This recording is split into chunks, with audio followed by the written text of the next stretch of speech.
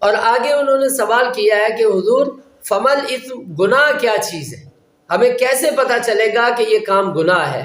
تو نبی کریم علیہ السلام نے اس کا ایک موٹا سا ضابطہ بیان فرما دیا ہے۔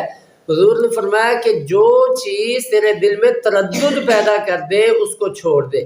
تردد پیدا کرنے کا مطلب کیا ہے؟ کہ شک میں انسان مبتلا ہو جائے کہ یہ کام گناہ تو نہیں ہے۔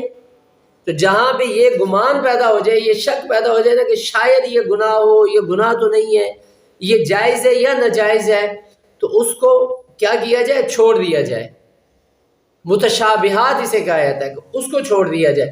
جیسے ایک اور حدیث مبارکہ میں حضور علیہ السلام نے فرمایا دع ما یریبک الی ما لا یریبک، جو کام تجھے مشکوک کر دے، تجھے شک میں ڈالو، اس کو چھوڑ دے، اور جس کام کے بارے میں تجھے شرح صدر ہے، شک میں مبتلا نہیں ہے، اس کو کر لے۔ تو یہ گناہ سے بچنے کا آسان طریقہ ہے۔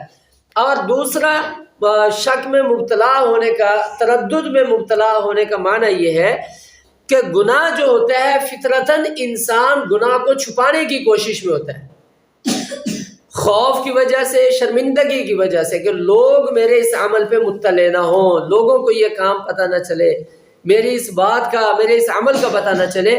تو جس کام کے بارے میں انسان شرمندگی کی وجہ سے چھپانے میں مبتلا ہو جائے تو اس کام کو سمجھ لیا جائے کہ یہ گناہ ہے۔